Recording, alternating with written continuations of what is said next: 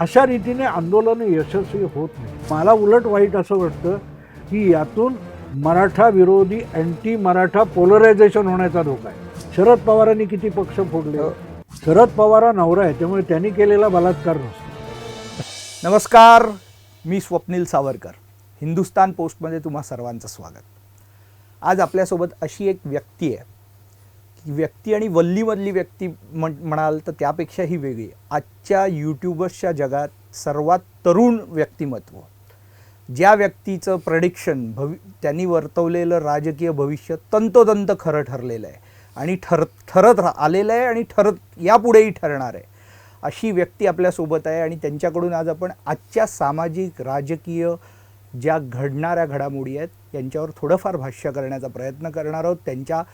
त्यांचं येत्या 2024च्या निवडणुकांचं भविष्य कथन काय असेल ते जाणून घेण्याचा प्रयत्न करणार आहोत.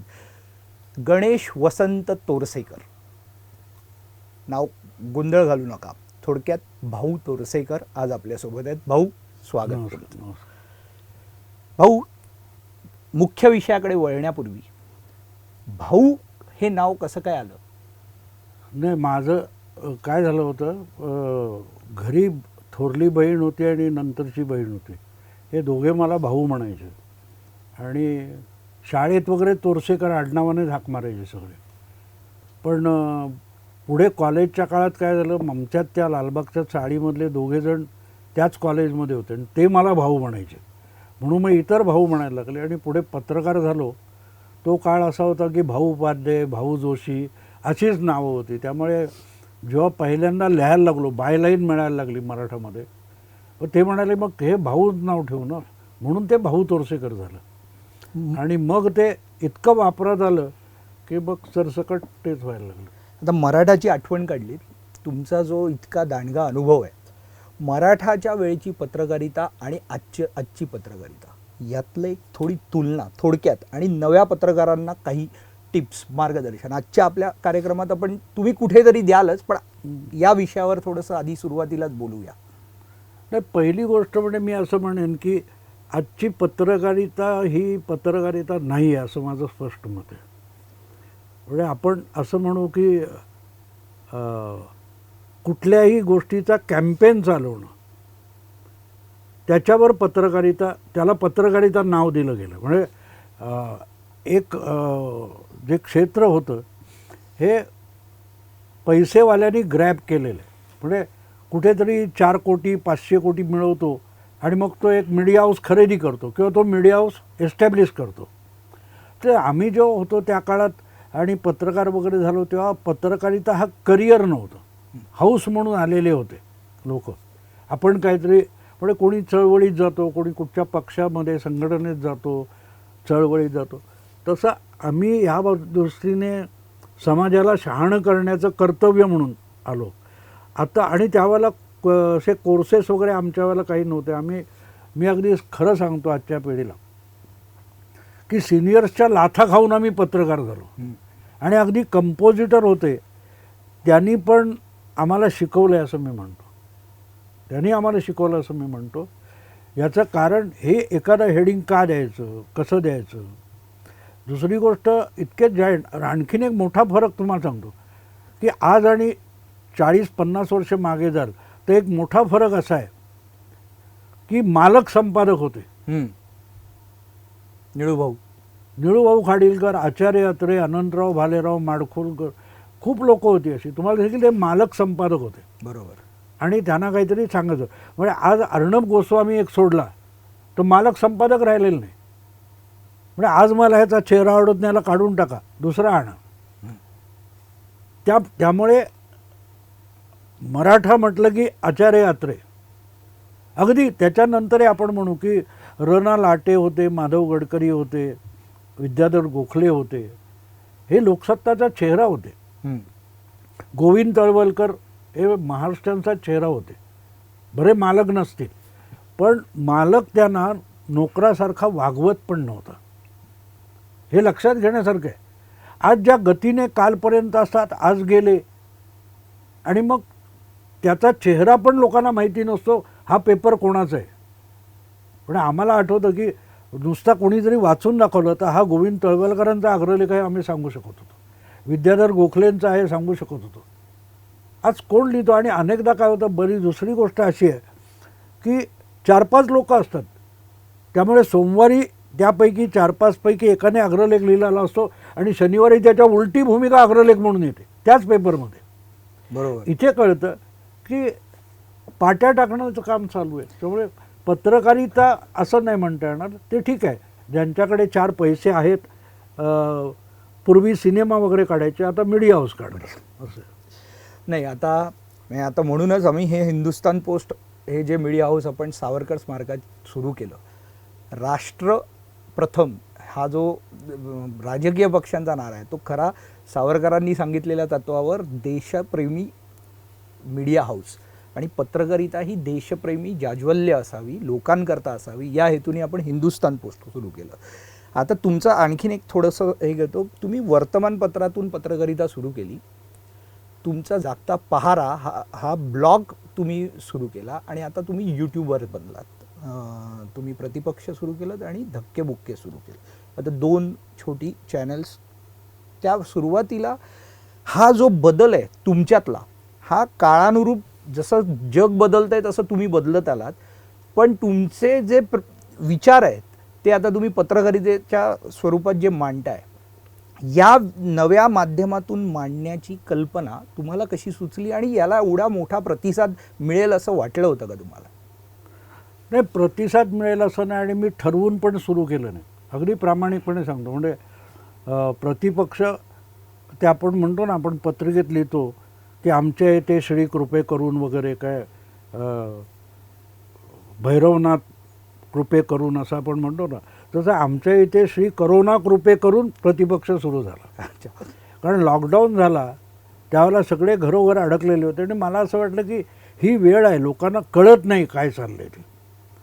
इतकं अचानक तुम्ही अक्षरशः घरात कोंडले गेलं आहे, ढिगाऱ्यात गाडले गेलं आहे, अशी अवस्था होती. अशा वेळेला लोकांना धीर देणं आवश्यक आहे. तर मी फेसबुक लाईव्ह करत होतो. तर आमचा जावई आणि त्याचा भाऊ ते पण दोघे घरात अडकलेले होते.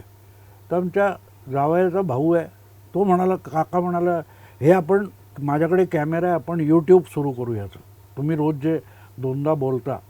तर ते आपण त्यावेळेला मी मग यापूर्वी कुठच्या साथी आल्या होत्या, त्याच्यावर आपण कशी मात केली, अनेक संकटं आली आहेत.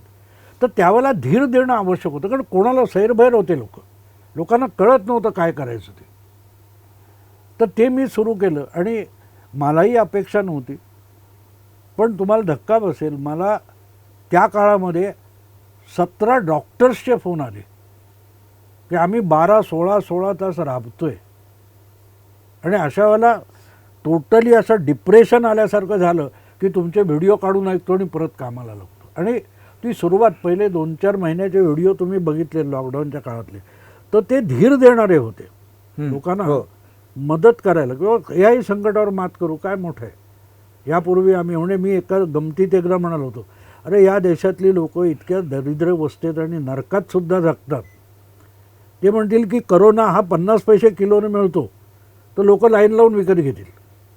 मी गंमत म्हणून केलं होतं, पण त्याचं जे घाबरून जाणं होतं त्यातून बाहेर काढण्यासाठी आवश्यक होतं. आणि मग हळूहळू परिस्थिती सैल होत गेली. त्यानंतर मग मी ओरिजिनली सोशो पॉलिटिकल, सामाजिक राजकीय भाष्य करणारा आहे, त्यामुळे तो आपोआप विषय तिकडे आला. थोडक्यात भाऊ, तुम्ही वाचन संस्कृती लोप पावते असं जे म्हटलं जात होतं, किंवा होती ती वाचन संस्कृती कमी होते, पण तुम्ही श्रवण संस्कृती वाढवायला सुरुवात केली आणि त्याला एक मोठं कारण ठरलात की आता लोक जागता पहाराने पण वाचन, मोबाईल आणि इंटरनेटवरून वाचन वाढलं होतं. प्रतिपक्ष आणि धक्केबुक्के या यूट्यूबच्या माध्यमातून श्रवण संस्कृती आता वाढवलीत तुम्ही आणि वाढतीये ती आता. नाही, मी श्रवणशक्ती म्हणत नाही, आजही लोकांना वाचायचं. वाचन संस्कृती जी आहे ती आजच्या प्रामुख्याने मान्यवर लेखक, संपादक आहे त्यांनी मारलेली आहे, लक्षात घ्या. त्यांनी ती अशी अशक्त करत आणली होती, मरणासन्न केली होती. करोनाने त्याच्यावर जीवघेणा घाव घातला. कारण छापायची व्यवस्था बंद झाली, डिस्ट्रीब्युशनची व्यवस्था बंद झाली, घरी लॉकडाऊन होता, घरपोच सोसायटीमध्ये, चाळीमध्ये कोणाला बाहेरच्याला येऊ देत नव्हते. त्यामुळे घरी पेपर पडणं बंद झालं. आणि त्याच वेळेला जवळजवळ मला वाटते 4 वर्ष आपण मागे गेलो तर साधारण 75 ते 80 कोटी स्मार्टफोन आले होते. त्यामुळे पोर्टलवर बघायला उपलब्ध होतं. हो. स्मार्टफोनवर इंटरनेट उपलब्ध होतं. त्यामुळे लोक तिकडे वाचायला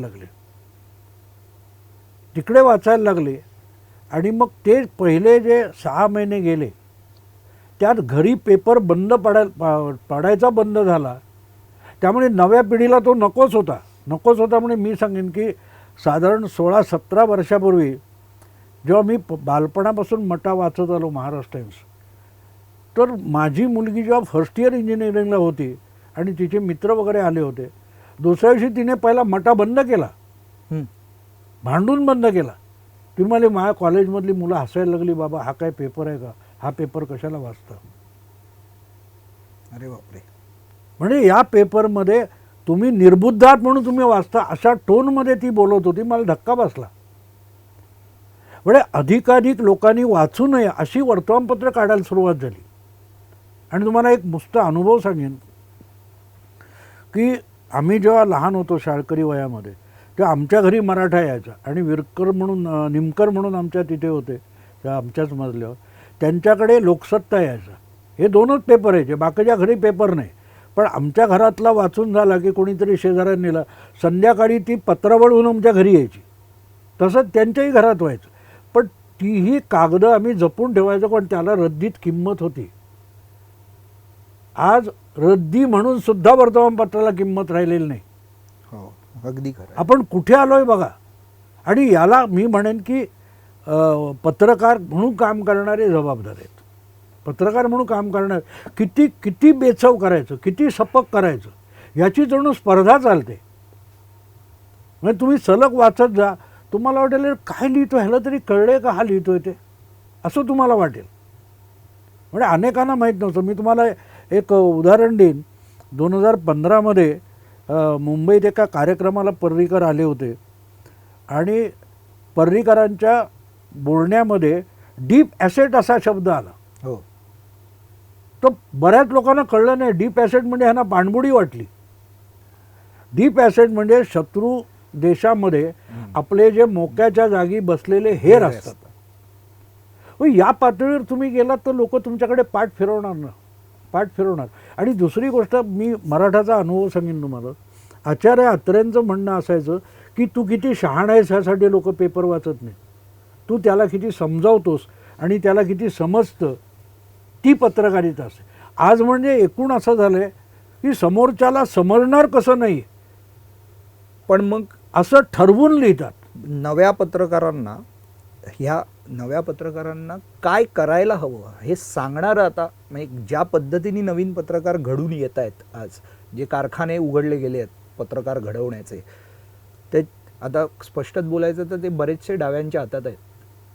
लेफ्टिस्ट माइंडसेट पोपटपंची करतात, दुसरं काही करत नाही. असं तर या नव्या पत्रकारांना तुम्ही काय थोडक्यात मार्गदर्शन कराल आणि काय करायला हवं या नव्या पत्रकारांना? नाही, पहिली गोष्ट म्हणजे हे जे तुम्ही कारखाने म्हणजे आता मास काय कम्युनिकेशनचे कॉलेजेस वगैरे म्हणतात, तिथे शिकवणारे कोण बघा ज्यांनी पत्रकारिताच केली नाही. बरं, हे सगळे कोर्सेस त्यांचे जे काय असतात हे मला 1-2दा वेळ आली, मी बघितलं होतं ते.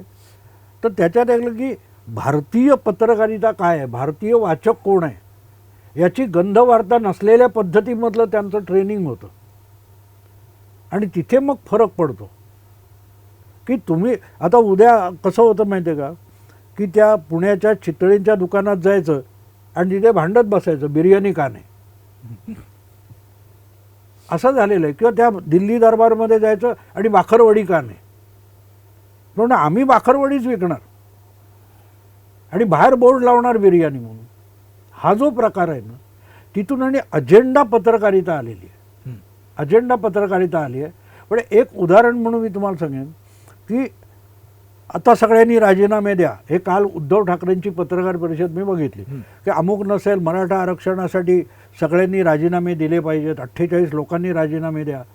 तिथे बसलेली जी खुळी पोरं होती, मी त्यांना खुळी पोरं म्हणतो, पत्रकार म्हणून जे काय माईक म्हणून घेऊन बसले होते, त्यापैकी एक जण त्यांना विचारत नाही की 16 महिन्यापूर्वी तुम्ही मुख्यमंत्री पदाचा आणि विधान परिषदेचा राजीनामा देतो असं फेसबुक लाईव्हमध्ये म्हटलं. तुम्ही आजपर्यंत राजीनामा दिलाय का वर विधान परिषदेचा? का नाही दिला?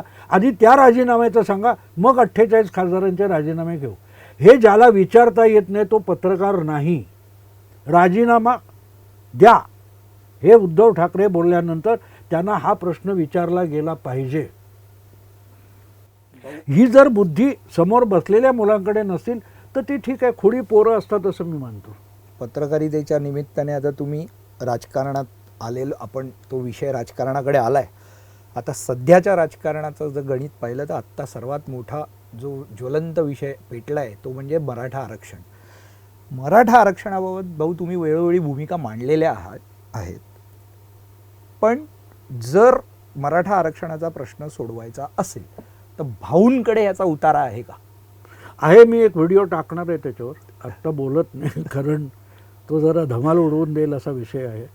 पण मुळात काय माहिती का, मराठा आरक्षण हा विषय कोणी स्पष्ट करून सांगत नाही. हा विषय सरकारकडे नाही आहे, राज्य सरकारकडे नाही आहे. आणि मग तेच परत मी येतो, उद्धव ठाकरेंना तिथेच कोणी का विचारलं नाही की 2.5 वर्ष तुम्ही मुख्यमंत्री होता आणि तेव्हा सुप्रीम कोर्टात अपील पडलं होतं, तर त्याच्यावर तारखावर तारखा तुमचं सरकार मागत होतं. योग्य वकील तुम्ही दिले नाहीत, जवळपास दुर्लक्ष केलं. आज तुम्ही उठसूट जरा काय झालं की राहुल नार्वेकरला पकडायला तुम्ही सुप्रीम कोर्टात धावता. पण तेव्हा सुप्रीम कोर्ट महत्त्वाचं नव्हतं का? मराठा आरक्षणासाठी सुप्रीम कोर्टामध्ये उद्धव ठाकरे किती वेळ गेले? आधी उद्धव ठाकरेंच्या सरकारने तर हे दावा केला आहे की आम्ही देवेंद्र फडणवीस सरकारने जे वकील ठेवलेले तेच कायम ठेवले.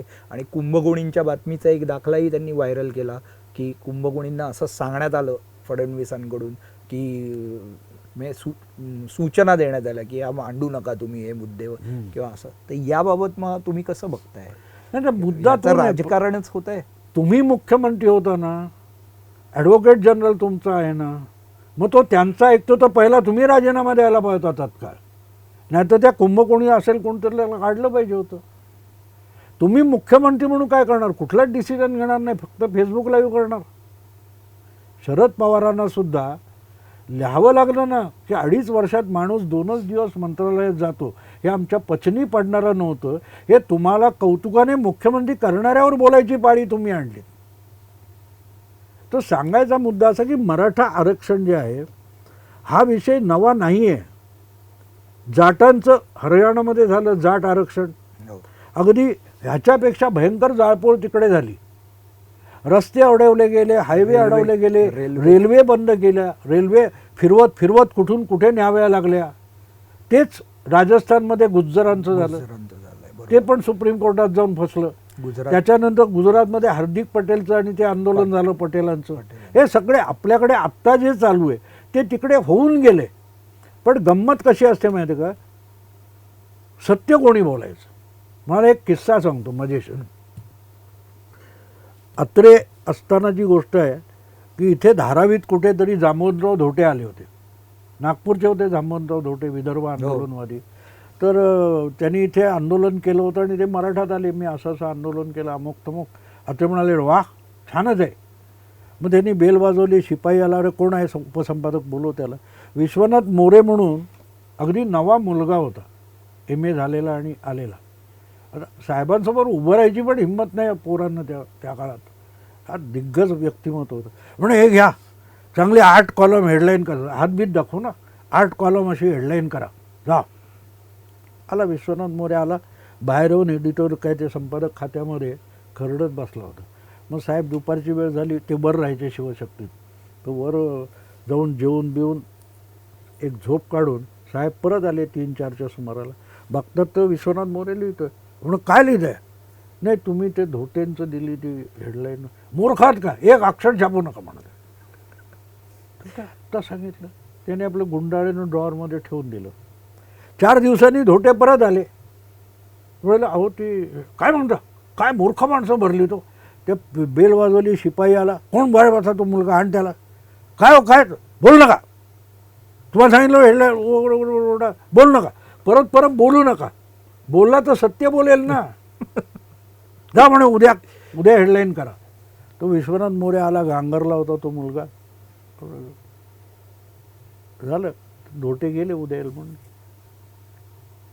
आणि त्याला बोलवलं, गेल्यावर बोललं, एक अक्षर छापू नका. त्याला म्हटलं दोन्हीकडून माझी गोची आहे, मी काय करू. तो वसंत मोरे म्हणून, त्यालाही सिनियर होते विश्वनाथ मोरेला. ते वसंत मोरेला त्यांनी विश्वनाथने सांगितलं, वा असे माझी दोन्ही बाजून ढोलकी वाजवली जाते. मूर्ख आहेच म्हणा. अरे तू पण मान, तुम्ही पण मूर्ख म्हणता. मग काय म्हणाला, आता परत बोलवलं आणि धोटे आल्यावर मी सांगतो ते कर. आज जायचं. आणि तेव्हा ते हँड कंपोजच्या प्रूफ काढली तर गॅल्या म्हणायचो आम्ही त्याला. त्यामुळे आज जायचं, साहेबांनी बोलवलं की, आणि मिळतील त्या गॅल्या घेऊन जायचं. आणि केबिनचं दार उघडलं की पहिलं सांगायचं, हे काय तयार आहे, जाहिराती होत्या म्हणून राहिलं. आणि झालं, 3-4 दिवसांनी धोटे आले, अमुक तमुक बोलवलं त्याला. का त्यांनी लगे हे काय घ्यायला तयार आहेत.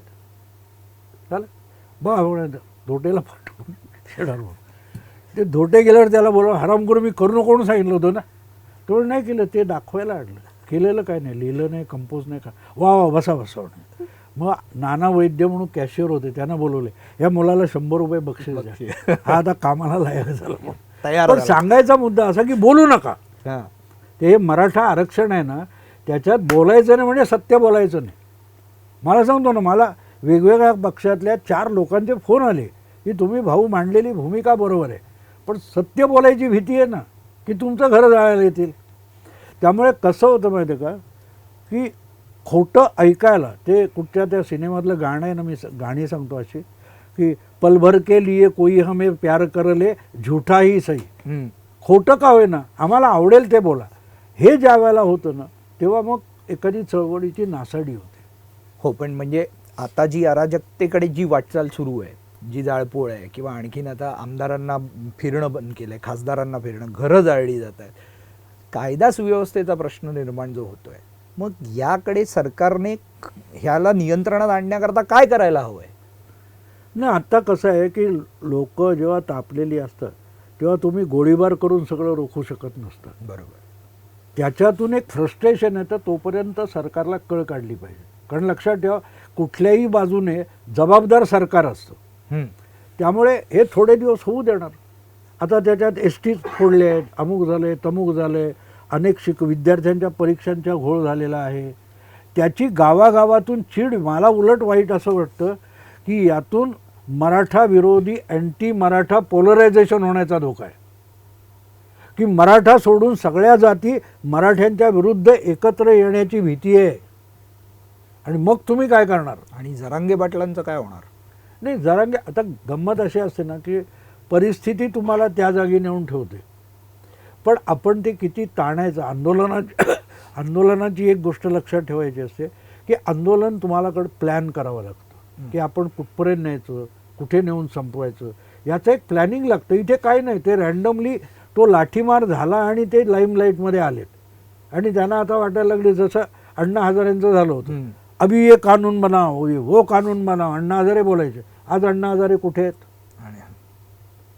तेव्हा यातून पुढल्या काळात जे फ्रस्ट्रेशन येतं, आणि ही काय घोषणा, मी इतकी आंदोलनं गेल्या 60 वर्षात बघितली आहेत, ते अशा रीतीने आंदोलनं यशस्वी होत नाहीत. आज आपण दादरमध्ये बसलोय, बोलतोय, तर हा सगळा गिरणगाव आहे ना. दादरपासून तुम्ही भायखळा माझगावपर्यंत गेलात, ताडदेवपर्यंत, हा गिरणगाव आहे. 40 वर्षापूर्वी कोण म्हणतो देणार नाही, घेतल्याशिवाय राहणार नाही, चालू होतं ना. तो सगळा आवेश होता दत्ता सामंतांच्या आंदोलनाचा. आज गिरण्या राहिल्या नाहीत, गिरण्या कामगार राहिले नाहीत, आणि अजून तो संप मागे घेतला गेलेला नाही आहे. गिरण्यासुद्धा उरल्या नाहीत, पण संप कायम आहे, संप चालू आहे. कारण तो मागे घ्यायला कोणी उरलाच नाही. आणि अशा वेळेला तुम्ही लोकांना समजावणं अशक्य होतं, कारण लोकांना सत्य ऐकायचं नसतं. त्यामुळे थोडा वेळ सरकारला शांततेत घेतलं पाहिजे. हळूहळू लोकांची रिॲक्शन यायला लागते. पण मला त्या दृष्टीने वाईट एकच वाटतं की खेड्यापाड्यापर्यंत अशी समाजाची उभी विभागणी होणं अयोग्य आहे, अयोग्य आहे. पण ते त्याला पर्याय पण नसतो ना. सरकारला कमीत कमी नुकसान लक्षात घेऊन चालवणं सरकार आवश्यक असतं. आणि मला वाटतं त्याप्रमाणे सरकार वागते, कारण सरकारच्या हातात नाही आहे ना. विषय तुम्ही सगळे ठराव पास कराल, जोपर्यंत सुप्रीम कोर्ट त्याच्यावर शिक्कामोर्तब करत नाही तोपर्यंत तुम्ही इथे उपोषण करून काय करणार सांगा ना मला, काय करणार? ठीक आहे, तुम्ही सगळ्यांचे राजीनामे घ्या, विधानसभा बरखास्त करून टाका, मग काय पुढे? आता तांत्रिकदृष्ट्या जर बघितलं तर सुप्रीम कोर्ट सांगेल आपण म्हणतोय, पण संसद किंवा आपल्या विशेष अधिवेशनातून विधिमंडळातून हा विषय जर आपण कायद्याच्या रूपात किंवा जे आता पर्याय सुचवले जात आहेत विरोधकांकडून ते कितपत योग्य आहेत असं तुम्हाला वाटतं? नाही नाही, त्याच्यात जो राईट टू इक्वॅलिटी हा जो विषय आहे, मग हळूहळू करत तुम्ही 90, 95, 99% जाईल, मग काय करायचं? कारण तुम्ही मराठ्यांना दिलं की धनगर समाजाचं पण आंदोलन आहेच, ते आत्ता सुप्तावस्थेत आहे, यांना मिळालं की ते बाहेर येणार आहेत, मग काय करणार? प्रत्येक वेळेला घटना दुरुस्ती करत बसायचं? म्हणूनच कास्ट सेन्ससची पण मागणी जोर धरते ना. हो, नाही नाही, हा कसा असतं माहिती आहे का, प्रश्न असा आहे की रिसोर्सेस जेव्हा कमी आहेत तेव्हा मग राजकारणे दाणे टाकून कोंबड्या झुंजवण्याचं होतं. आज जे कोणी बोलत आहेत ते दीर्घकाळ 40 वर्ष सत्तेत होते ना. शालिनीताई पाटील यांनी आरक्षणाची मागणी केली होती, त्यांना शरद पवारांनी पक्षातून हाकून लावलेलं आहे. ही फार जुनी गोष्ट नाही, ह्या 2000 नंतरच्या काळातली गोष्ट आहे. हा पक्षाचं धोरण नाही. आता हे सुप्रिया सुळेंना माहिती नाही आहे, पण कोणी विचारतो त्यांना. अण्णासाहेब पाटील त्यांनी इतकं वैफल्य आलं की डोक्यात गोळी झाडून माणसाने आत्महत्या केली होती. तेव्हा हा विषय इतका गमतीचा नाही की मी बसलोय आणि 7 दिवसात हे करा, असं नसतं ना. तुम्ही मला सांगा, अगदी नार्वेकर आणि सुप्रीम कोर्ट त्यांनी 2 महिने मुदत वाढवून दिली ना, कारण प्रत्येकाच्या आपापल्या मर्यादा आहेत आणि त्या मर्यादेत राहूनच तुम्ही काम करावं लागेल. नाही ते एकाने अतिरेक केला की दुसरा करणार. भाऊ, मराठा आरक्षणाचं तुम्ही भविष्य थोडक्यात वर्तवलंय, काय होईल हे अनुभवांती मांडलं. आता हा 16 आमदारांचा आणि एकूणच जो राजकीय पेच सध्या निर्माण झाला आहे आणि हे जे काय विरोधकांकडून सतत टीका केली जाते की हे सरकार म्हणजे त्यांना काय एक शब्द ते विशिष्ट वापरतात, अनैतिक सरकार आहे, ते अनैतिक आहे, घटनाबाह्य सरकार आहे. याचा शेवट काय होईल असं तुम्हाला दिसतंय? मला काही वाटत नाही त्याच्यात. त्यांनी जे आता सुप्रीम कोर्टाकडे लावले ना, तुम्ही एक विचार करा की अगदी कसं असतं, तुम्ही चाकोरीतून जेव्हा विचार करता तेव्हा ठीक आहे 31, आता मला सांगा 2 महिने मुदत वाढवून दिली सुप्रीम कोर्टाने, तुम्ही जे 31 तारखेला स्वतःकडे घेणार आहे तर परवाच घ्यायचं होतं ना. परत 2 महिने मुदत का वाढवली? कारण सुप्रीम कोर्टालाही आपल्या मर्यादा माहिती आहेत, त्यांच्या मर्यादा त्यांना माहिती आहेत, बरोबर आहे. आणि नार्वेकरांना पण, नार्वेकर जे प्रॅक्टिसिंग लॉयर हायकोर्टातले, त्यांना माहिती आहे ना आपले अधिकार. आता 31 डिसेंबरपूर्वी जर त्यांनी तो निर्णय घेतला नाही, मग अल्टरनेटिव्ह काय तुम्ही मला सांगा. मग सुप्रीम कोर्टाला काहीतरी करायला लागेल. आणि त्या उपर त्यांनी सांगितलं ऐकत नाही जा, मग काय करणार तुम्ही? मग सुप्रीम कोर्ट काय करणार? आणि हां, सुप्रीम कोर्टाला जर त्यांच्याकडे एक्झिक्यूट करणारी यंत्रणा नाही आहे, त्याच्यासाठी हातापाय कोणाच्या? सरकारच्या पडायचं, बरोबर आहे. अगदी इथे लक्षात घ्यायचं असतं आपल्या मर्यादा काय आहेत. आणि यापूर्वी हे अनेक विधानसभात झालेलं आहे ना, इथेच असं नाही झालेलं आहे. अगदी नाना पटोले विधानसभेचे अध्यक्ष असताना त्या अर्णबच्या अटक प्रकरणानंतर जेव्हा त्यांचं समन्स आलं तेव्हा समन्स घेऊ नये हा विधानसभेत, विधान परिषदेत संमत झालेला प्रस्ताव आहे. तेव्हा काय सन्मान केला होता सुप्रीम कोर्टाचा महाराष्ट्र विधानसभेने? समन्स घेऊ नका, नोटीस घेऊ नका हा ठराव डिसेंबर 2020 मध्ये पास केलेला आहे, तसं पास करतील. Nothing doing. सुप्रीम कोर्टाला आम्ही दाद देणार नाही, सुप्रीम कोर्टाने आमच्या कामात हस्तक्षेप करू नये, काम संपलं. पण हे सगळं पुन्हा मतदारांना जेव्हा नाही, हां, त्याच्या पुढे कुठे विषय जातो बघा. मग सुप्रीम कोर्ट आणि विधानसभा यांचे अधिकार नेमके काय याच्यासाठी नवीन घटनापीठ नेमा, त्याची सुनावणी कुठपर्यंत चालेल? तेव्हा एकाने आपल्याकडे मराठीत उक्ती आहे ना की म्हण ते एकाने गाय वारली म्हणून दुसऱ्याने वासरू मारू नये.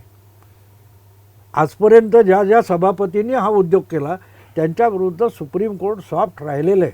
तर आजचे सरन्यायाधीश हे जर ॲक्टिव्हिस्ट झाले असतील तर ते पुढे नेतील. बघू काय होतं. नक्कीच. पण ह्याचा एक राजकीय हे काय की जे नेते आहेत आता ज्यांना म्हणजे ज्यांना मराठा आंदोलनाची झळ बसते आणि गद्दारीचेही सतत टोमणे ऐकावे लागत आहेत, या सगळ्यांना पुन्हा मतदारांना सामोरं जायचं आहे. या सगळ्या घडामोडींचा मतदारांवर कसा परिणाम होतोय? कारण सोशल मीडियावरचा जो मतदार आहे तो तर यांच्या विरोधात गरळ ओकताना, आग ओकताना, तो ट्रोलिंग करताना, टीका करताना दिसतोय, जाणवतोय. आता त्याच्याबाबत मतभेद असू शकतात की ते किती खरे किती खोटे, कोणी 40 पैसेवाले, कोणी काय, जे काय आरोप असतील. पण प्रत्यक्ष मतदार कसा विचार करतो या सगळ्या घडामोडींकडे मतदार कसा पाहतो आणि त्याचा, कारण तुम्ही 2 निवडणुकांचं जे भविष्य वर्तवलेलं ते तंतोतंत खरं ठरलं, म्हणून तुम्हाला हा मुद्दाम प्रश्न. नाही, पहिली गोष्ट लक्षात घ्या की भारतीय मतदार म्हणजे कोण तो समजून घ्या. तुम्ही इथून धारावीमध्ये कुठच्या झोपडपट्टीत गेलात तर एखाद्या दारोड्या माणसाची बायको असते, तो नालायक असतो, कामधंदा करत नाही, बरोबर. ती 4 घरी धुणी भांडी करून जगते बिचारी. त्याला दारू प्यायलाही पैसे देते आपल्या कमाईतले, त्याच्याकडून मार खाते, पण त्याला घराबाहेर नाही काढत. ह्याचं कारण माहिती आहे का तुम्हाला? कारण दाखवायला नवरा असला तर 4 गुंड घरात घुसणार नाहीत. ही जी अगतिकता असते आयुष्यातल्या स्थैर्याची, अत्यंत वाईट हलाखीच्या अवस्थेमध्ये सुद्धा आयुष्याला जे स्थैर्य लागतं त्याला भारतीय मतदार म्हणतात. आम्ही आमच्या तरुणपणी काँग्रेसच्या विरोधात इतक्या घोषणा दिल्या, आम्हाला वाटायचं असं, नवीन होतो आम्ही, तरुण होतो, बदल होईल बदल होईल. पुढे काहीच व्हायचं नाही, परत काँग्रेस निवडून यायची. हळूहळू करत बदल झालेत. आणि याचं कारण पुढे पुढे जशी बौद्धिक शहाणपण येत गेलं तेव्हा लक्षात आलं की आपण ओरडतो ते किती लोकांपर्यंत पोहोचतं. उदाहरणार्थ टी व्ही बघणारी जी लोकसंख्या आहे त्यामध्ये 2.25% लोक न्यूज चॅनेल बघतात. 2.25%. मी टी व्ही बघणाऱ्यांपैकी सांगतोय, सगळी चॅनल्स म्हणजे सगळ्या मनोरंजन भाषेतले वगैरे न्यूज धरून. चॅनेल बरोबर. बघणारी 2.25% लोकसंख्या आहे टी व्ही बघणाऱ्यांपैकी. त्याच्यामध्ये इंग्लिश आले, मराठी आले, हिंदी आले, सगळे आले, 1 नंबर 17 नंबर सगळे एकत्र केले, बेरीज 2.25%. त्याचा प्रभाव लोकांवर किती पडतो? तेवढाच आकडा धरावा. पण त्याच्यापर्यंत जे पोहोचलेलं आहे, आज शौचालय असेल, तो गॅस सिलेंडर असेल, अशा अनेक योजना, मुलींना काय थोडं, किंवा त्या शेतकऱ्यांना त्यांनी आता डायरेक्टली काय 2 कोटी का 3,000 रुपये ते डायरेक्ट खात्यामध्ये जातात. हा अनुभव आहे ना, लोकांपर्यंत पोहोचलेलं आहे ते. आणि तुम्ही न पोहोचलेल्याचा परिणाम, प्रभाव विचारत आहे. जे पोहोचलंय त्याची गणती कोणी करायची? बरोबर, कळलं? त्यामुळे तो मीडियामध्ये उद्धव ठाकरेंविषयी प्रचंड सहानुभूती आहे, पण निवडणूक आयोग ती मोजत नाही ना. निवडणूक आयोग इलेक्शनच्या मशीनमध्ये आलेले जे आकडे आहेत ते मोजतो. आणि त्यामुळे याचा प्रभाव पडायला लोक अनुभवावर ठरवतात, आपलं मत देतात.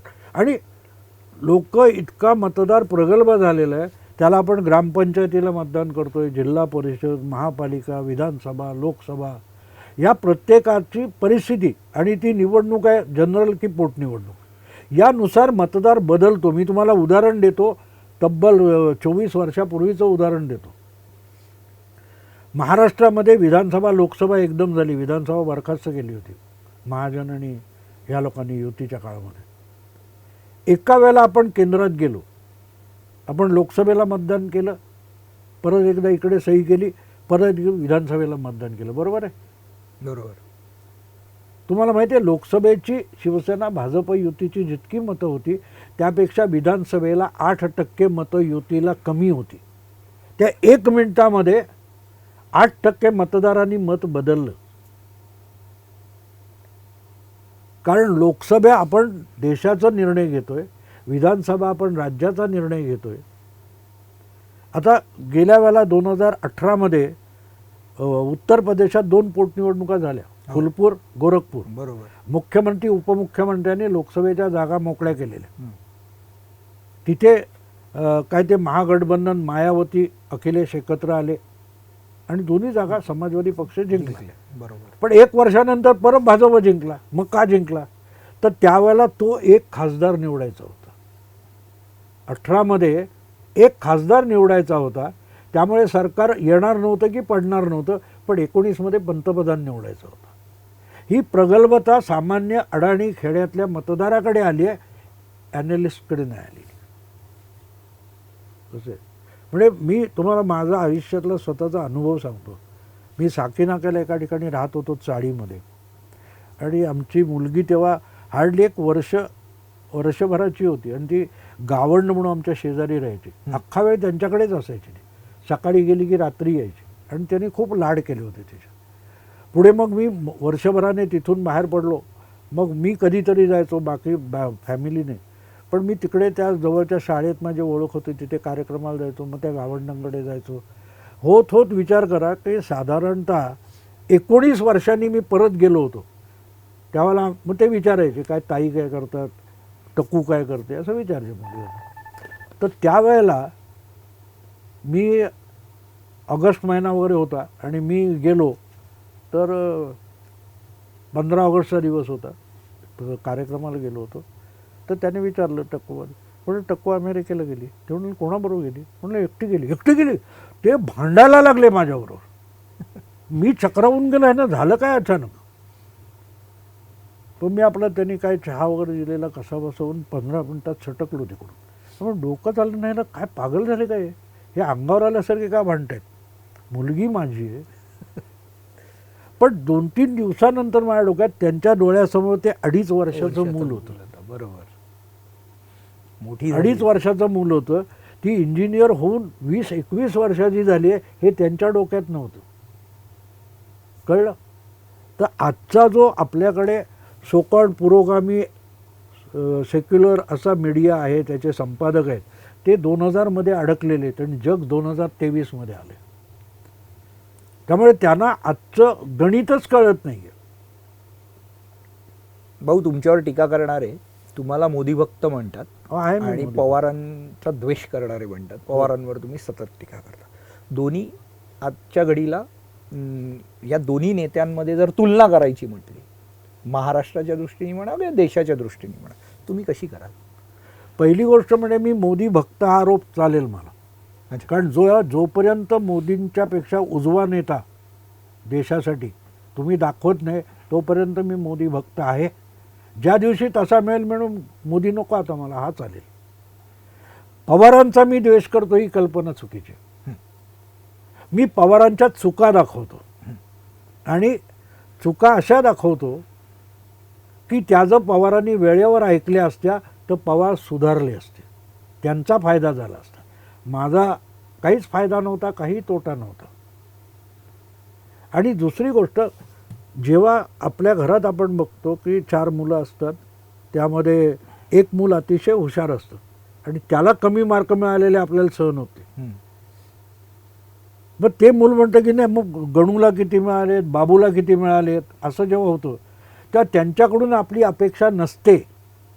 ज्याच्याकडून असते ती अपेक्षा पूर्ण झाली नाही तर आपल्याला राग येतो. तसा शरद पवारांवर माझा राग आहे. कारण माझं मत साफ आहे की कुठच्याही व्यक्तीकडे जे टॅलेंट असतं ते त्याची वैयक्तिक प्रॉपर्टी नसते, कुटुंबाची प्रॉपर्टी नसते, ती समाजाची प्रॉपर्टी असते.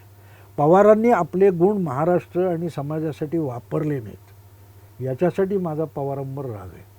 पवारांच्या चुका दाखवता तशा मोदींच्या चुका का नाही दाखवत? मोदी चुकला पाहिजे, मी त्याची वाट बघतोय. तुम्ही दाखवा. तुम्ही मोदी चुकलेले नाहीत त्याच्यावर ओरडा करत बसता. मोदी चुकलेले नाहीत. मला सांगा, त्या नोटबंदीवर केवढा हलकल्लोळ केला लोकांनी. पण काही गोष्टी अशा असतात त्याचे परिणाम दिसायला वेळ लागतात. आंब्याचं कलम लावलंय, त्याच्यावर आंब्याचं पीक यायला कमीत कमी 6-7 वर्ष लागतात ना. नोटबंदी 16मध्ये झाली, 2021मध्ये पाकिस्तान, बांगलादेश, म्यानमार विकेला लागलेत ना. ते नोटबंदी त्याच्यासाठी होती. हे पत्रकार परिषद घेऊन सांगितलं जात नाही. कारण तिथे ज्या खोट्या नोटा छापून येत होत्या त्या बाद होणं आवश्यक होतं तुमच्या इकॉनॉमीला. म्हणून रघुराम राजनला पण जे कळलं नाही ते अर्थशास्त्रातल्या अडाणी माणसाला कळत होतं. तेव्हा मोदींच्या चुका ज्या आहेत तुम्हाला वाटतात त्या चुका नाही आहेत, कारण त्यामुळे इकॉनॉमी ढासळली नाही. रघुराम राजन सांगत होते, मनमोहन सिंग सांगत होते, इकॉनॉमी 10व्या क्रमांकावरून 5व्या क्रमांकावर आली. बरोबर आहे? युपीआय सारखे हा निर्णय. मोठं काम झालं ना, मोठं काम झालं. मुद्दा असा असतो ना की तुमच्या डोक्यात मोदी चुकलेला आहे. श्वास घेतो माणूस, ऑक्सिजन घेतो आणि कार्बन डायऑक्साईड सोडतो. काय भयंकर माणूस आहे. दिस इज नॉनसेन्स. आता आपण बऱ्यापैकी सगळे विषय छेडलेत. फक्त आता शेवट लोकसभेचं जे आता येत्या 24चं एक प्रेडिक्शन, तुमचा अंदाज, महाराष्ट्रातला जो आता सध्याचा गोंधळ आहे, हे सगळेचे परिणाम महाराष्ट्रातल्या 48 जागांवर किती होऊ शकतात लोकसभेच्या. आणि महापालिका आणि हे तर थोडं लांब आहे. आत्ता खूप म्हणजे विधानसभा तर खूप लांब आहे. काय वाटतंय का सरकार आत्ता या मधल्या काळातच बदलेल किंवा पडेल? नाही, तसं नाही आहे. जे आता सगळं लोकसभेचा माझा अंदाज जो आहे तो 350 ते 350 मोदींचं भाजप मिळवेल. 350 ते 350. आणि कसं असतं, ॲसेसमेंट तुम्ही करता तेव्हा एक लक्षात ठेवा की लगेच तुम्ही 543 जागा डोळ्यासमोर आणता. बरोबर. तर पहिले त्या 543मधून साधारण 224 जागा काढून टाका. उरल्या साधारण 330 जागा उरतात. आता 224 का काढून टाकायच्या, तर गेल्या वेळेला 224 जागा भाजपने 50% अधिक मतांनी जिंकलेल्या आहेत. त्यामुळे तिथे इंडी आघाडी बनवा किंवा सिंडी आघाडी बनवा, त्याचा काही उपयोग नाही. त्या जागा भाजप आजसुद्धा जिंकणार आहे. आजसुद्धा जिंकणार आहे. म्हणजे पूर्वीच्या काळात जसा गावस्कर आणि 1-2 विकेट पडेपर्यंत 200 रन्स व्हायचे, मग पुढच्यानी ठोकाठोकी करून 300-350 करायचं, तसं ॲज इट इज 250 जागा जिंकलेले. आता 330 जेव्हा मी सांगतो तेव्हा 330मध्ये एक गोष्ट लक्षात घ्यायची की तमिळनाडू, केरळ, आंध्र, तेलंगणा आणि मग इतर सगळं असं धरलं तर साधारण 125 ते 130 जागा भाजपचं डिपॉझिट जाईल किंवा भाजप पडणार आहे. मी मान्य करतो. 330मधून 130 गेल्या तर 200 जागी राहील, 200 जागा राहतात. बरोबर. भाजपला त्या 200 जागा लढवायच्या आहेत आणि त्या जिंकण्यासाठी लढवायच्या आहेत. त्यातून 100 मिळाल्या तर 250 आणि 100 350 झाल्या. As simple as that. पण थोडक्यात त्या 200 जागांकरता भाजप जे आत्ता सध्या इतर पक्ष फोडून किंवा जे चाललंय, जे आरोप त्यांच्यावर होत आहेत की बाबा अजितदादा नाही, फोडून हे सोडून देत. यशवंतरावांकडून पक्ष फोडणं चालू आहे. यशवंतरावांपासूनच आहे, काल परवाचं नाही आहे. शरद पवारांनी किती पक्ष फोडले. मी एका हिंदी चॅनेलवर, त्या यूट्यूबवर बोललो की शरद पवार हे महाराष्ट्राच्या राजकारणात ते बर्मुडा ट्रँगल आहेत. शेका पक्ष कुठे शिल्लक उरलाय सांगा मला. जनता दल कुठे गेला, जनता पक्ष कुठे गेला, रिपब्लिकन पार्टी कुठे गेली. मग त्यांनी फोडले नाही, त्यांनी विसर्जित करून घेतले. ते नावडतीचं मीठ अळणी म्हणतात तसं. फोडले म्हणजे काय, मग तुम्ही युती फोडली होती ना. अख्खा पक्ष फोडला, अख्खा पक्ष फोडला होता युतीतला. त्या पक्ष फोडणं सगळीकडे चालू असतं. कुठे आजच मी बातमी आत्ता येण्यापूर्वी वाचली होती, राजस्थानमधले भाजपचे 4 आमदार ज्यांना तिकीट दिलं नाही ते काँग्रेसमध्ये गेले. ते गेल्या निवडणुकीपूर्वी ते भाजपत आले होते काँग्रेसमधून, तिकडे तिकीट दिलं नाही म्हणून. तेव्हा हे फोडणं वगैरे काय असतं, आपण ते किती मोठं करून दाखवतो, मोठं किती करून दाखवतो ते असतं. बाकी काय नाही. फोडणं सगळीकडे सातत्याने चालू आहे. आता तुम्हाला सांगतो, विखे पाटील आहेत. आता राधाकृष्ण विखे पाटीलचे आजोबा ज्यांनी साखर कारखाना होते ते शेका पक्षाचे होते ना. त्यांना यशवंतरावांनी सांगितलं की तुमच्या मुलाला आमच्याकडे पाठवा. बाळासाहेब विखे पाटील काँग्रेसमध्ये आले. तुमच्या सोलापूरचे शंकरराव मोहिते पाटील, विजयसिंगचे वडील, ते पण शेका पक्षाचे होते. तुमचे यशवंतराव मोहिते कराडचे शेका पक्षात होते. हे सगळे कुठून आले, तेव्हा पक्ष फोडले नाहीत. बबनराव पाचपुते जनता दलात होते, त्यांना काँग्रेसमध्ये कोणी शरद पवारांनी आणले नाही. थोडक्यात everything is fair in love and war, हे इंग्लिशमध्ये जसं म्हणतात तसं नाही, पॉलिटिक्स. कसं असतं माहिती आहे का की शरद पवार हा नवरा आहे, त्यामुळे त्यांनी केलेला बलात्कार नसतो. मी घाणेरड्या भाषेत बोलतोय, ती वस्तुस्थिती आहे. शरद पवारांनी अनेकदा पत्रकारांना तिथल्या तिथे हे केलेलं आहे, तेव्हा कोणी बोललं का? अपमानित केलंय. आणि मग संजय राऊत हे तिथे काहीतरी बोला असं करून थुंकला संजय राऊत, बरोबर आहे? तर नाही कॅमेऱ्यावर नाही थुंकला म्हणणारे बेशरम हे बावनकुळेंनी चहा पाण्यासाठी धाब्यावर नाही म्हटलं की लगेच पत्रकार विकाऊ आहेत का म्हणतात. म्हणून मी सांगितलं की जनानखान्यातली पत्रकारिता वेगळी असते आणि स्वयंभू पत्रकारिता वेगळी असते, असं असतं. त्यामुळे मी जे सांगतोय की 350 ते 350 हे मी तुम्हाला साधं सरळ गणितच सांगितलेलं. आणखीन एक जाता जाता संपवताना एक तुम्हाला म्हणजे तुमच्या नेहमी बऱ्याचशा व्हिडिओमध्ये जी तुम्ही टीकाही करता आणि त्यांना सतत बाळासाहेबांबरोबर तुमचे अगदी चांगले संबंध होते, तुम्ही मार्मिक मध्ये हे केलेले संपादक होतात. मार्मिकचं तुम्ही एवढं बाळासाहेबांना जवळून अनुभवलेल्या लोकांपैकी तुम्ही ज्या काळात वाढली तेव्हा मार्मिक हे मुखपत्र होतं, सामना नव्हतं. बरोबर. 2029 मध्ये 2024 नंतरची पुढची निवडणूक, 29च्या निवडणुकीत शिवसेना कुठे असेल? नाही, आता एकनाथ शिंदे यांची शिवसेना चालू राहील कारण त्यांना ती चालवायची. उद्धव ठाकरेंना विसर्जितच करायचे त्यांना. म्हणजे जशी राहुल गांधीला काँग्रेस विसर्जित करायची, म्हणजे जेवढे स्टेक होल्डर्स जातील तेवढी राहिलेली प्रॉपर्टी आपली असते ना. तर मला असं वाटतं की उद्धव ठाकरेंनी स्वतः ठरवलेलं आहे की, नाही तर मला सांगा ना, आता नीलम गोरे किंवा ही सगळी नंतर बाहेर पडलेली, वर्षभरानंतर बाहेर पडलेली माणसं आहेत, कायंदेत्याबाई किंवा आत्ताही एक एक करत बघा ना, गेल्या वर्षभरात काहीतरी 36 नगरसेवक मुंबईचे सोडून गेले. आता नगरसेवक हा सगळा ग्राउंडवर काम करणार आहे ना, त्याला अंदाज येतो की नाही यांच्याबरोबर राहून मी निवडून येणार आहे, म्हणून तो गेला ना सोडून. तुम्हाला तिथे कळतं की मीडियाच्या सहानुभूतीवर तुम्ही निवडणुका जिंकू शकत नाही. एक साधं उदाहरण देतो की गेल्या वेळेला पण मोदींची सुप्त लाट होती, अंडर करंट होता, बरोबर आहे. तरीही शिवसेनेच्या लोकसभेला 4 जागा पडल्या, ज्या 5 वेळ 4 वेळ जिंकल्या होत्या. उद्धव ठाकरेंच्या वडिलांचा फोटो होता, बरोबर आहे ना, मोदींचाही फोटो होता, तरी पडल्या ना.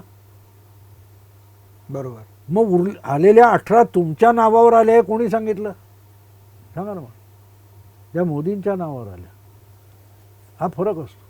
त्यामुळे हे जर तुम्ही ठरवलं, आणि हे मी आज नाही बोलत आहे, मी तुम्हाला सांगतो ज्यावेळेला निवडणूक निकाल लागले आणि ही जी महाविकास आघाडीची जमवाजमव असो, मी तेव्हा ब्लॉग लिहिला होता ना, त्याच्यावर मी ब्लॉग लिहिला होता की यांचा चंद्राबाबू नायडू होणार, आणि झाला. बरोबर. आणि आणखीन एक ब्लॉग मी लिहिला होता की ज्यावेळेला तुम्ही विदूषकाला चाणक्य बनवता, त्या चंद्रगुप्ताला माकडलीला कराव्या लागतात. ते आता होते.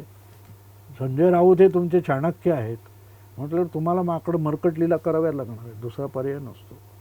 बरोबर.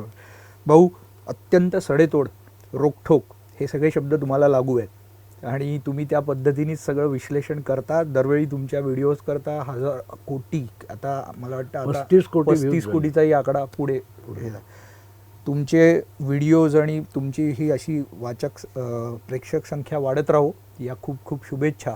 आणि पुढच्या सगळ्या अशाच इलेक्शनची भविष्य प्रेडिक्शन्स तंतोतंत खरी ठरो. या मी 2 पुस्तकं लिहितो ॲक्च्युली आता अजून, म्हणजे आता 24 साठी मी 2 पुस्तकं, आधी त्या दिलीप महाजनांनी 24 साठी 2 पुस्तकं लिहिणं, एकाच स्टॅटिस्टिकल आहे, एकाच पॉलिटिकल आहे. अच्छा, स्टॅटिस्टिकल वेगळं आणि पॉलिटिकल वेगळं. काय पण साधारणतः म्हणजे थोडं काही सांगू शकाल पुस्तकांमध्ये? मी ते तुम्हाला आकडे सांगितले ना, हे ट्रान्झिशन कसं झालं. हे काय करतात माहिती का, आकडे बघतात. म्हणजे 2014 मध्ये भाजपने मोदींना नेता केलं नव्हतं, तेव्हा मी एक लेखमाला लिहिली होती, आणि जेव्हा त्यांना उमेदवार केलं तेव्हा त्या लेखमालेचं पुस्तक झालं. मी पुस्तक मुद्दाम लिहिलं नव्हतं. मग दिलीप महाजन आणि सच्चिदानंद शेवडे मला मागे लागले की याचं पुस्तक करू, आणि मी त्या पुस्तकासाठी एकच लेख नवा लिहिला होता, ज्याच्यावर मी आता 2-3 व्हिडिओ टाकीन आता, की असाबियाचा आधुनिक आविष्कार म्हणून. अच्छा. की मोदी का जिंकणार आहे, मोदी का जिंकणार, हे मी जानेवारी to एप्रिल 13 मध्ये लिहिले होते. जवळजवळ लोकसभा निवडणुकीच्या 14 महिन्याआधी. आणि जो नवा लेख लिहिला होता तो ऑगस्ट 13 लिहिला होता. पण अजूनही आपल्याकडच्या ॲनालिस्टना तो वाचावा किंवा त्याच्यावर विचार करावा असा वाटला नाही. त्यामुळे ते मूर्खच ठरणार आहेत, मी बरोबर ठरणार. कारण मोदी का जिंकतो, मोदी जिंकतोय तर का जिंकतो हे जर तुम्ही हे केलं नाही, तेच आता परवा प्रशांत किशोरने आपल्या मुलाखतीत सांगितले ना. त्याची जी त्या शोमा आनंदने घेतली किंवा तुमचे नाविका कुमारने मुलाखत घेतली, त्याने नेमकं ते सांगितलं की तुम्ही तुमच्या शत्रूला दुबळं ठरवून बसला तर तुम्ही कुठली लढाईची तयारी करणार. त्यामुळे 2 पुस्तकं मी वेगवेगळी, का तर एक सिच्युएशन डेव्हलप होत होती. आणि मी जे तुम्हाला सांगितलं की नागरिकाला आयुष्यात स्थैर्य लागतं, की नाही तर बाजूचा पाकिस्तान इकडे अमुक तमुक तुम्हाला संपून टाकते. बरोबर. तर ते जे स्थैर्य पाहिजे असतं त्यासाठी मोदी पाहिजे असतो, त्यासाठी नेहरू इंदिरा गांधी पाहिजे असतात. हे लक्षात घेण्यासारखी गोष्ट आहे. हे तुमच्या लॅबोरेटरीतल्या किंवा विद्यापीठातल्या थिअरीनुसार राजकारण होत नाही, सामान्य माणसाच्या अनुभवावर चालतं. आणि मी अनेक ठिकाणी एक उदाहरण म्हणून सांगतो की भाषा सामान्य माणसं बनवतात, भाषा शास्त्रज्ञ व्याकरण बनवतात. सामान्य माणूस दगडाला शेंदूर फासतो, 10 डोकी टेकायला लागली की तिथे येऊन एक कोणतरी पुरोहित बसतो आणि तो सांगतो तिकडून टाका, इकडे फुलं ठेवा वगैरे वगैरे. पण देव पण त्याच्यामुळे नाही, हजारो लोक डोकं टेकतात त्यामुळे त्या दगडाला देव पण येतं. बरोबर बरोबर. ते पुरोहितामुळे देव पण येत नाही. थोडासा आता अगदी म्हणजे हा प्रश्न सुचला म्हणून, मोदींबद्दल आपण एवढं सगळं बोलतोय, पण मोदींचं वय लक्षात घेता आणि भाजप पक्षाचा नियम लक्षात घेता मोदींनंतर काय, हा एक प्रश्न समोर. तो एक जमेचा भाग असा आहे की अडवाणींना जे जमलं नाही ते मोदी करतायत. मोदींनी 2ऱ्या आणि 3ऱ्या फळीतली लिडरशिप डेव्हलप करायला घेतली. तुम्ही बारकाईने बघाल तर जी नवी पिढी आज भाजपत पुढे येते, पण देवेंद्र फडणवीस असतील, अमित शहा आहे किंवा तुमचे तो हेमंत बिश्व शर्मा आहे किंवा योगी आदित्यनाथ आहे, ही माणसं आली ना नेक्स्ट जन, ते इंडिपेंडंटली आपलं अस्तित्व निर्माण करत आहेत. त्या त्या राज्यामध्ये ते आपलं अस्तित्व निर्माण करत आहेत ना.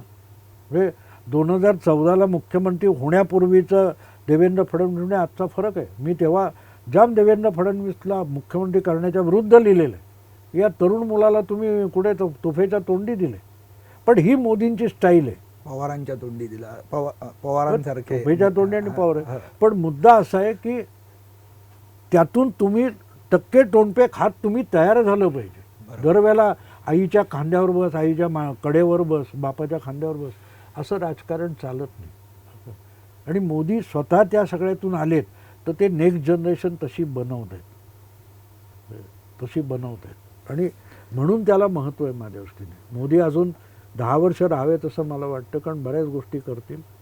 म्हणजे कदाचित पुढच्या 5 वर्षात युनो पण रद्द होऊन मोदींना पाहिजे तसं ते भारताला फार असलेलं युनो पण बनवतील.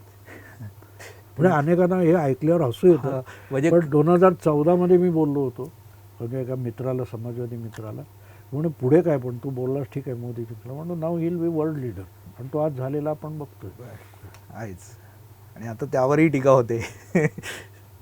नाही, टीका त्याची गंमत मोदींच्याकडे लक्ष द्या तुम्ही, की तुम्ही बोलणारा विन्स्टन चर्चिल जे म्हणतो ना, की घरातून बाहेर पडल्यावर 10 कुत्री अंगावर भुंकतात, प्रत्येकाला दगड मारत बसलं तर कुठे जायचं ते विसरून जाल.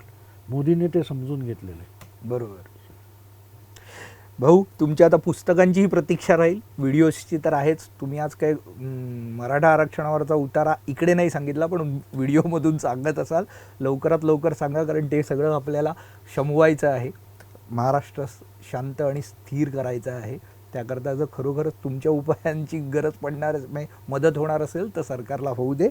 खूप खूप धन्यवाद आल्याबद्दल आणि तुमचे रोखठोक विचार मांडल्याबद्दल. खूप खूप धन्यवाद.